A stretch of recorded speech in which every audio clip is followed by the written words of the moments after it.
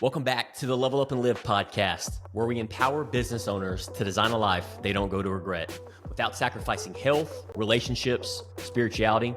We do this through our mastermind group built on clarity, accountability, support, guidance, and community. Today, I'm joined by the one and only Harley Dwyer, owner of Elite Grafix here in Montgomery County. From tattoos and dye shops to multi-million-dollar sales, and now his own thriving company. Harley's story is about grit, creativity, and building a life of design. Harley Dwyer, welcome to the show, brother. Thanks, Sean. So you grew up in Irving playing sports, which I relate to because I played baseball, but also you were sketching tattoos for your uncle. Now, looking back, what shaped you more, athletics or creativity? I feel like creativity. I was always a creative kid. I think sports was more or less just to keep us busy. It was like almost like a daycare. Yeah. Parents work and you went off to practice or all that good stuff. So I would say really the creativity was really what sparked it all. When did you realize art and your creativity wasn't just a hobby, like doing it on the side, but something that you could really build a life around? Really, when it was just once people saw what I was doing and my artwork and such, it piqued others' interest. So it was more or less like, it drove me to create more and try new things. And yeah. Awesome, man. Now you started cleaning a dye shop floor and ended up creating designs for national movie theaters, correct? Displays like Godzilla. Yeah, we were, my friend's dad owned a little dye shop. He was actually building the tools that cut out all the shapes and such. He had some pretty large accounts. There was stuff that was in the mall that we were doing at movie theaters. Wow. Even, a lot of packaging boxes and stuff for rather large brands. Incredible. And it was all, we were building tools for printing shops.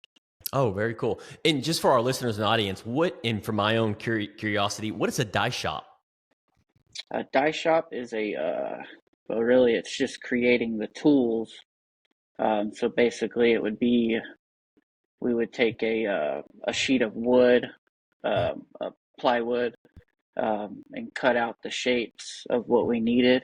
Yeah. And then we would hammer, actually, it was like razor knives into the board.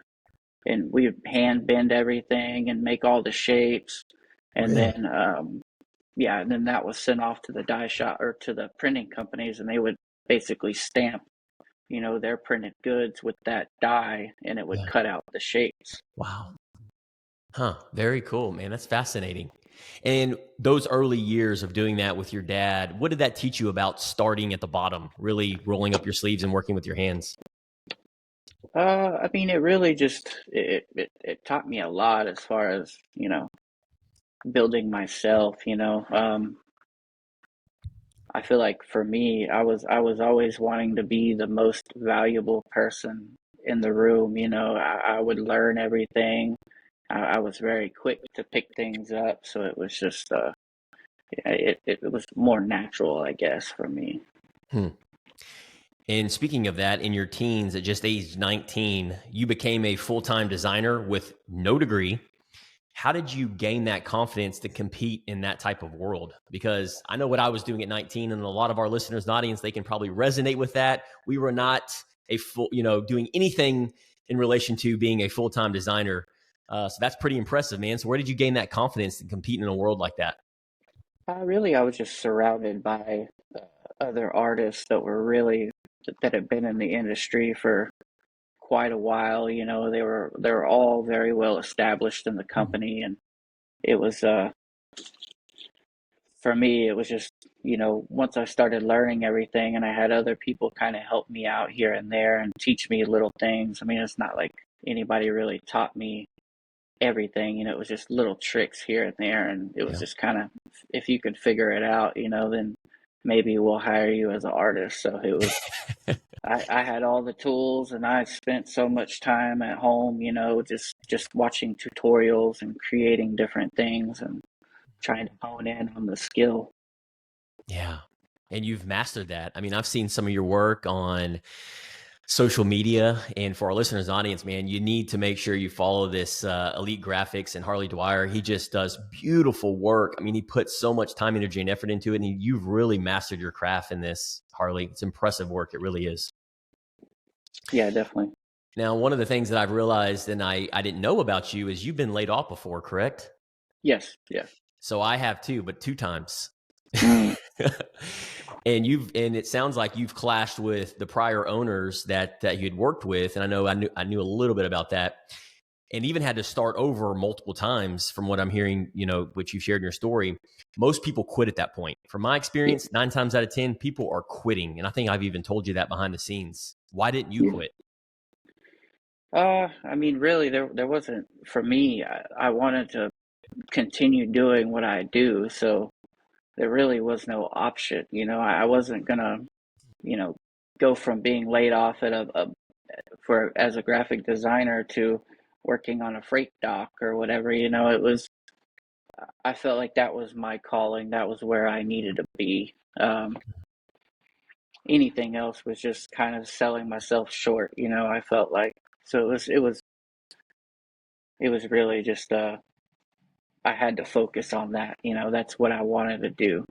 Mm. So I love that. And I don't know if you can resonate with this or not, but when I got laid off the first time, I felt like I just got a ton of bricks hit me. And this was back in 2012. I was frustrated. I was depressed. I was upset. I was angry. And then within a matter of 3 or 4 months, I got approached by an insurance agent who worked for State Farm, and he had recruited me and said, come in, I'll teach you everything I need to know, invest my time, energy, and effort into you, and in 3 years, you can open up your own business. So somebody just believed in me. Well, then fast forward 3 years, I got laid off again. And it was in that moment where I realized I'm going through the same feelings again: frustration, angry, lonely. And it was in right around 2 or 3 months where I was, dude, that frustration, that anger in my personality, it built up in me. And that was my why. Like, I was like, I'll show you. I'm getting terminated by all these people, by all these employers.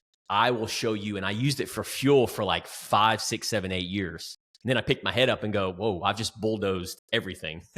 yeah, I need to pick my head up. Do you resonate with any of that? Or are you completely opposite of like, hey, no, I'm not, I don't know if you used your anger or frustration to really build, because you've really done some unique things in your business. not necessarily. I mean, I feel like for me, it was just continuing, just pushing forward. I mean, it was more like, I've learned this skill.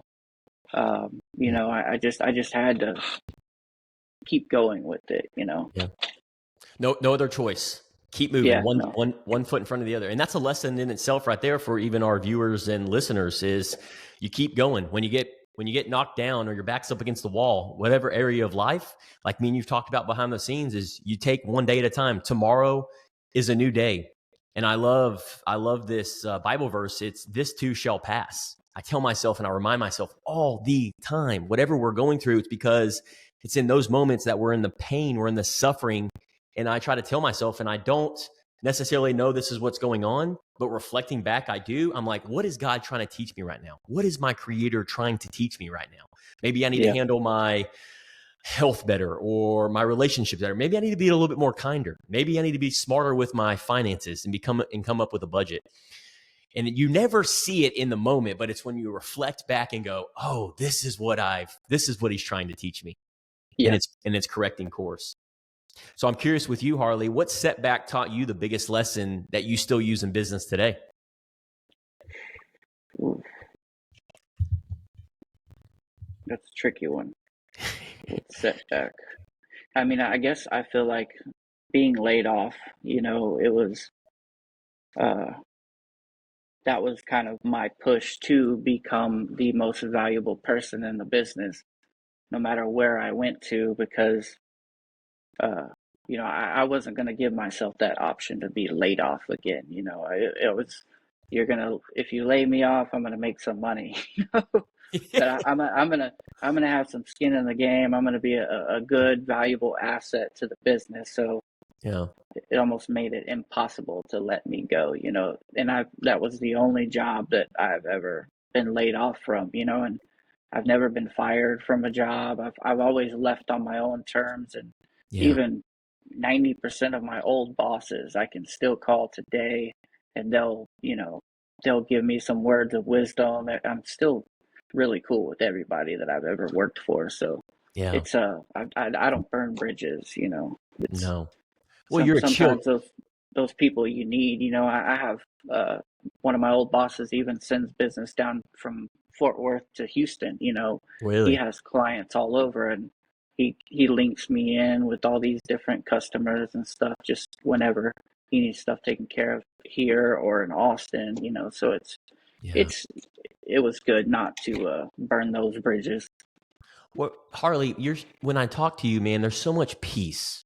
I really love talking to you because my heart rate is typically a million miles an hour. But when I talk to an individual like you, I'm like, this is beautiful. I need more Harleys in my life because Yeah, you're so cool, calm, collective. You're reserved, and I can really lower my resting heart rate, man. So I appreciate you. We need to do this more. yeah, definitely. I don't let a lot really get to me. I've always told myself if there's a situation that arises, well, it Yeah, can't eat me or they can't eat me. I just kind of yeah. it just do what I can do and hope for the best. Where does that mindset stimulate from? Was this a skill set that you've learned, that you've embodied? Where do you feel like that happened? What was the catalyst in your life or have you always been like that? That- I think it's just from being around chaotic people, growing up and stuff, and not wanting to be that type of person. I'm yeah. more or less most of the time I'm the quiet person in the room, but I'm always listening. I observe everything, so Yes. Yeah. it's Hmm. And that's in the quietest one in the room is the one you gotta watch out for because they're typically the smartest. They can be the smartest ones in the room and the most intelligent. And I see that with you, and I love that. And that's, man, I'm taking mental notes right now, and even for our listeners and viewers, you're always listening, and that's so hard. That's so hard for me. That's such a challenge for me. I'm always doing the one that's wanting to talk and communicate and not wanting to be uncomfortable and have the moment of silence. But you're okay with that, is what I'm hearing you say, and you're listening in those oh moments, yeah, yeah, and yeah, you're definitely. observing. That's a skill set, man. I love that you shared that because I think anybody can learn that, right? It is a learnable skill set to observe the room, read the room, and then listen. Because ultimately, when you sit down with a guy like you, man, you're not only observing and reading the room, but you know what's going on, and people just love that. They love talking about themselves. They love hearing themselves, and you're the guy that can kind of help facilitate that.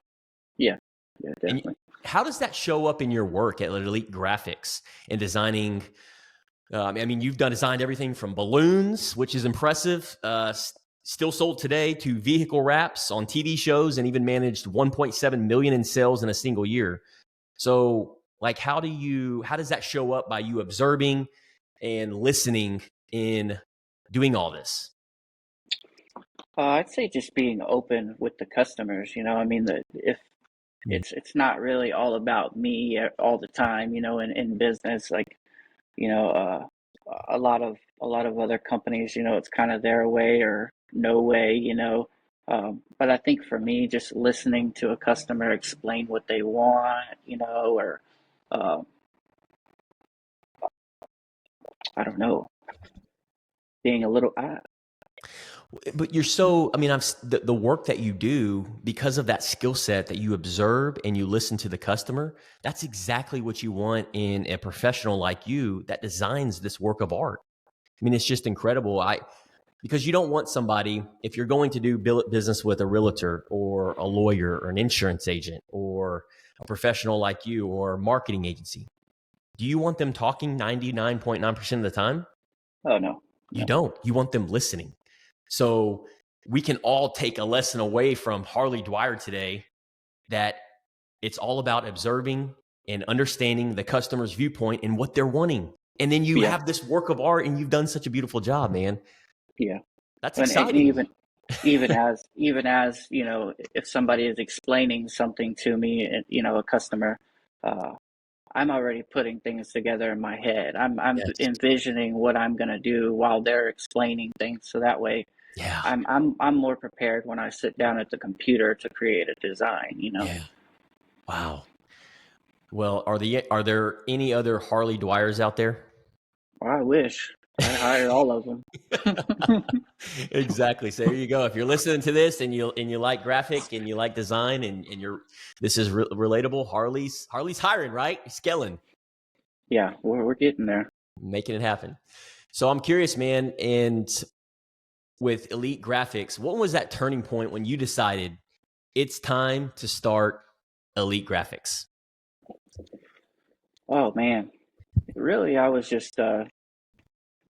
kind of over the working for someone else, and I was put in positions to where I had to make decisions for the company, and the best decision I could, in having, you know, not, I was put in that position, but I couldn't fully execute it.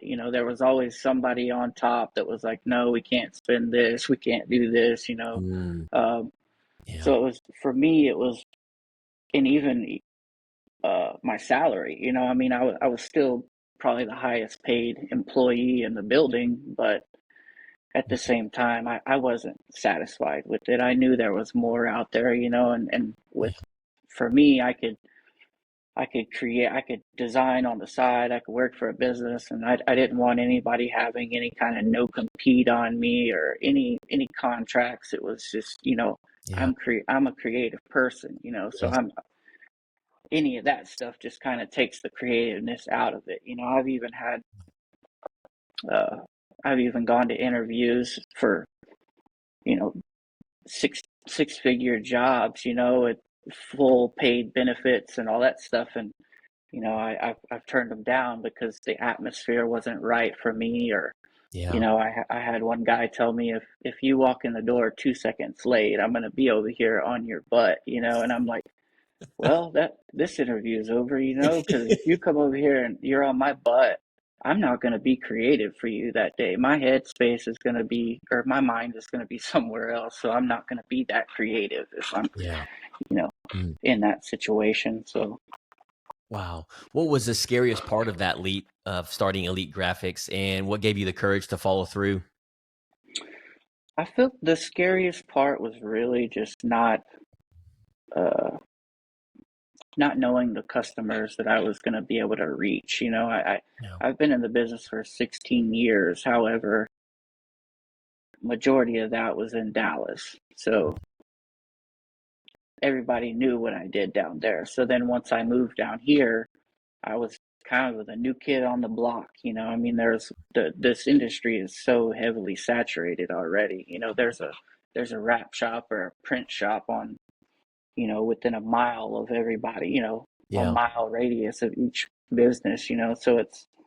it was a, for me, it was something that I needed to do. Yeah. Now you're running the business alongside your wife, and I know this is super relatable because we have so many listeners that are emerging leaders and business owners, entrepreneurs, and they're running their business alongside their wife.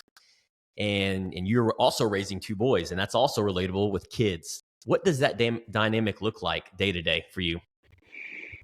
Ooh, day to day. Um, well, my kids, they come in, kind of when I need them, or uh, whenever they can wake up on time. A lot. We call them part timers. They work for a day or two, and then they have a week off. Yeah. But and as far as my wife, she handles the books and takes care of customers that walk in the door. Because as of right now, we're in the process of leading the tires and these, but it's so tricky to find those people that'll hold up to what the quality you want to produce. And you Yeah. know, it's at the end of the day, you're the one that's there, grinding it out. And uh so yeah, she keeps it together up in the front, and she helps me out with production and such like that. I mean, she's not scared to go outside and clean a vehicle if she has to. So it's nice having the support and the family around me. and Yeah. and it everybody's comfortable. There's no arguments or anything like that. Our house and our business are peaceful. There's Yeah. that's just the way we want to keep it. No strife. Keep that strife out. Yeah. Yeah. Well, I know when me and you got to meet up and do coffee together, you had mentioned that your kids were super excited about helping you every morning. They were like, well, what can we do with the business? And then even your wife, they were always being intentional about how they could help the business. Where does that mindset, where did they learn that mindset? Because I know, man, it just seems like everywhere around us, there's a lot of laziness going on. And I'm curious, with your household and your dynamic of your family, what has prompted them to have that mindset of, hey, Dad, where can we help out in the business? And because I remember you saying they were eager to help wherever they could. Yeah. Well, I feel like at first they were not eager to help out. It Yeah. was, they play video games, they stay up all night long, and we would see them maybe in the morning when we're going to work. They're still awake, in the kitchen. When we get home, they're passed out. By the time we cook dinner, they're still asleep. They wake up late at night. So it was but I think it was more or less like when we started bringing them to the shop, and once they got their first taste of actually making money, then they're like, oh, we like this. Yeah. What can we do at the shop today? And it started out as just, Yeah. cleaning cars and sweeping the floors, taking out the trash, little stuff like that. And, Mm. over time, I've been more apt to needing help. So we've kind of pushed it to where, okay, you're going to help us out here, and you're going to, once one kid helps us out in one area, the other one helps us out in another. And it was more or less just taking the time to train them, and to teach them, and once they started learning, then that's when they were really like, oh no, we like this. We can Yeah. put our headphones in, we don't have to deal with anybody. They can just kind of do their thing out in the shop, and also be creative. I don't think they've ever really been creative, but until now. But Yeah. they don't want to work for anyone else. And their family has a wrap shop. So That's right. they want to be a part of it.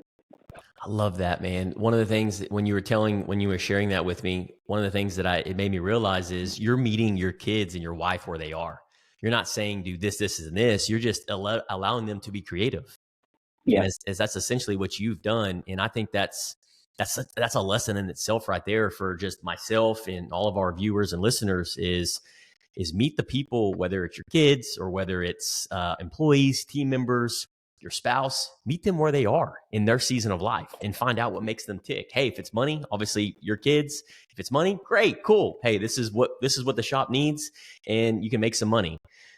So I think that's beautiful, man. Keeps them showing up every day and eager to be a part of it. Yeah, definitely.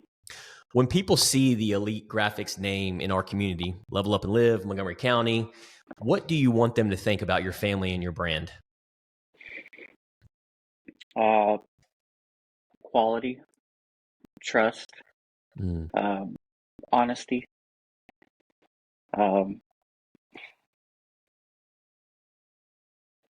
Yeah, I mean, we ultimately just want to be the one-stop shop, that works with everybody. So we want to really be able to be there for our customers and our community. Mm. Well, I can tell you right now, just in the short period of time that we've gotten to know each other and build relationships, and the work you've done on social and hearing feedback from people, you're doing those things, brother. Trustworthy, quality work, and honest, doing honest work. And that right there, there's nothing more that you can ask for. People do business with who they know, like, and trust. So I couldn't agree with you more. You just keep doing it.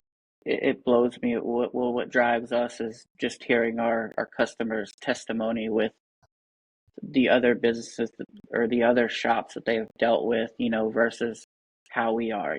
That's majority of our customers are repeat customers. They always come back for more. That every time they buy a new vehicle, then we're branding that vehicle. But everybody shares their experiences elsewhere versus how we do things, and it's always cool to hear, and it makes you want to be even better than that, Yeah. Kind of over, what was it? Under promise, over deliver type scenario. So exactly. Yeah. Over promise, over deliver. Now, man, fast forward 10 years, what does success look like for Harley Dwyer in business and in life?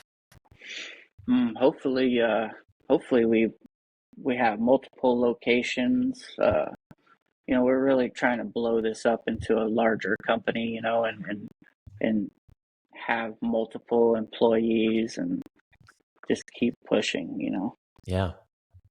I love it, man. Well, Harley, thank you for sharing your journey today. Thank you for opening up. Thank you for saying yes to the podcast. There's so much to be learned from you, man. I love your poise. I love how humble you are. You display this humility that is very attractive, brother. So thank you for being you. And it's proof that quiet determination can build extraordinary things, man. So I appreciate you being on the show today. Thank you. Now, outside of that, how can our listeners, viewers, our Level Up and Live community, how can we support you since you have been so valuable on today's podcast?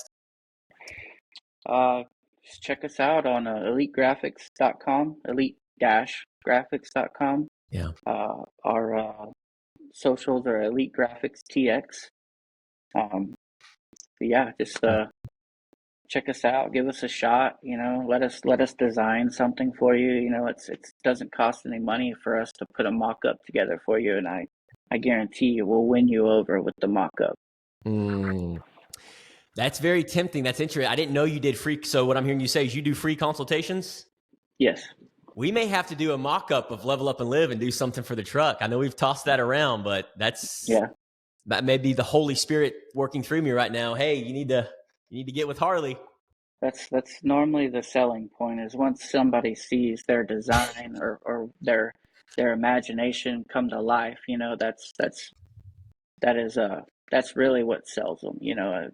A lot of people, they have this idea in their head, or they think, like you and I was speaking about, you wanted to do your truck. You're like, oh, what if I'm a crazy driver, and somebody wants to leave a bad review. Yep. Well, I hear that all the time, and I'm a crazy driver myself, but I have never had somebody call me and say, hey, this truck over here has cut me off or whatever. I get more good than bad off of the rap. There's always somebody stopping me at the gas station, or I get pictures on social media, somebody tagging me, taking a picture of my truck going down the freeway. So it's definitely that would be our selling point, is really being able to show a customer their design in almost real life, exactly what it's going to look like, so. Awesome, man. Well, there you have it, folks. Reach out to Harley Dwyer, owner of Elite Grafix in Montgomery County. People do business with they know, like, and trust. Harley, thanks again for being on the show. And to our listeners, if Harley's story inspired you today, it's time to step in a room full of business owners like him. That's what we do every Friday at the Level Up and Live Mastermind Group. Test it out with a 1-month free trial. Link is in the show notes. Don't wait. Come level up with us. Harley, thanks again. See you in the next episode. Thank you, Sean.